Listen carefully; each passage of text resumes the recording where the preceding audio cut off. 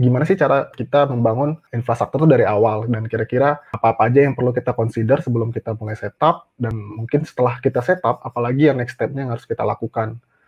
Suatu hal itu kan terbagi atas 3 hal, jadi kayak ada plan, build, dan operate, dimana kalau plan ini, kita itu udah mulai dari mendesain arsitektur infrastruktur kita, atau mulai memilih tech stack apa yang akan kita pakai, atau tools apa yang akan kita gunakan untuk membantu developer speed up the proses gitu.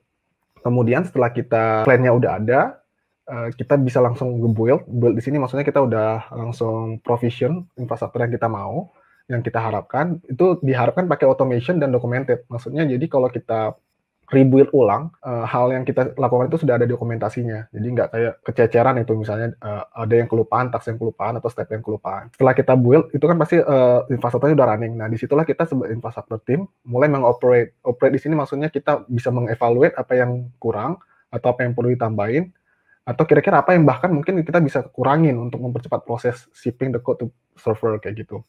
Apa aja yang perlu kita consider? Yang pertama itu yang pasti scalability.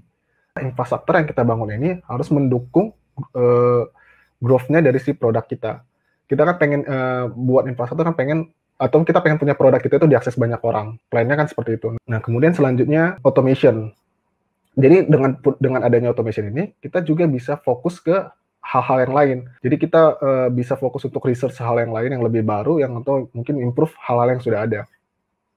Nah, kemudian yang ketiga itu infrastructure as a code. Jadi sebisa mungkin di awal kita udah implement infrastructure as a code. Kita bisa pakai provision server, misalnya di AWS kita bisa pakai Terraform. Untuk orang-orang infra mungkin yang udah familiar Terraform, kita nggak perlu tulis dokumentasi lagi. Kita udah write the code-nya di Terraform untuk setup 2 server.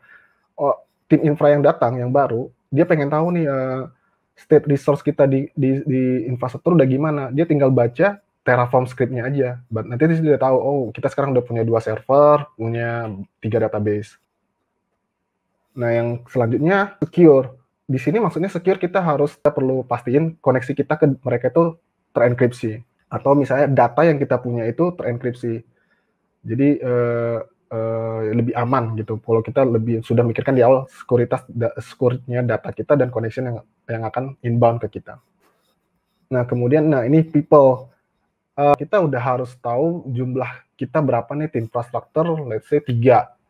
Gimana cara kita bagi kerjanya ya, bagian scope of work-nya, apakah kita based on skill-nya masing-masing, atau kita mau cross skill. Jadi itu tadi hal-hal plan di awal yang mungkin penting untuk di-consider di awal, supaya kedepannya waktu kita build-nya itu bukan lebih gampang sih, lebih terstruktur dan lebih terorganisir lah. Sekarang kita gimana sih komponen apa aja yang kita butuhkan di infrastruktur kita, dan gimana sih cara kita memilih tools-tools yang bisa kita pakai, yang mau kita pakai.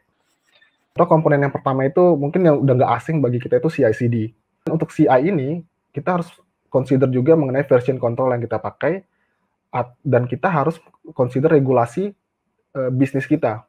Kemudian kan selanjutnya kita ada deployment atau delivery-nya. Perlu simulation atau pre-production, dan ini nanti berhubungan dengan performance check. Mungkin kita biasa kan kalau kita udah deploy staging, kita lakukan stress test atau performance check, oh oke, hasilnya bagus. Kemudian yang terakhir, kalau bisa, tools CD kita itu bisa ngedeploy secara gradual. Jadi maksudnya kalau kita mau shipping a new code, new applications, kita bisa testing ke 20% pengguna aja. Ini untuk mengurangi kemungkinan ada flow di application kita dan merusak semua data. Komponennya yang kedua yang kita perluin itu pasti monitoring.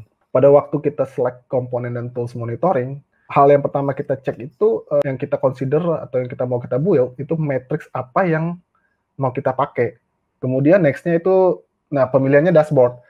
Gimana sih cara kita nampilin matrix-matrixnya itu? Apa perlu model matrix yang akan kita keluarkan? Kemudian dalam hal monitoring kita sebisa mungkin kita udah templating atau automate. Jadi waktu kita onboard new service, new application, matrix dari application itu udah langsung muncul di dashboard. Nah, yang ketiga itu logging. Jadi pasti kan setiap application pasti ngeluarin log dan pasti akan dibutuhkan oleh developer atau stakeholder yang lain. Nah, di sini kita harus pikirin storage-nya. Kita mau storage-nya model apa nih? Kemudian log format. Di sini kita udah punya standar log format apa yang akan diproduce oleh application atau log apa yang akan diterima oleh logging platform.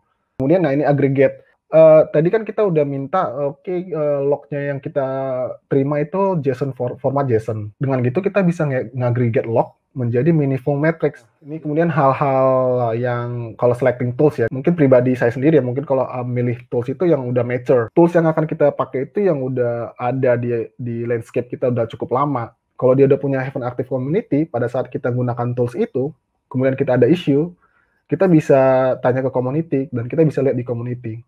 Kemudian waktu kita pilih tools, kita juga harus cari, kita harus juga mikir kita perlu integration nggak, apakah tools ini bisa integrate dengan beberapa tools kita yang lain.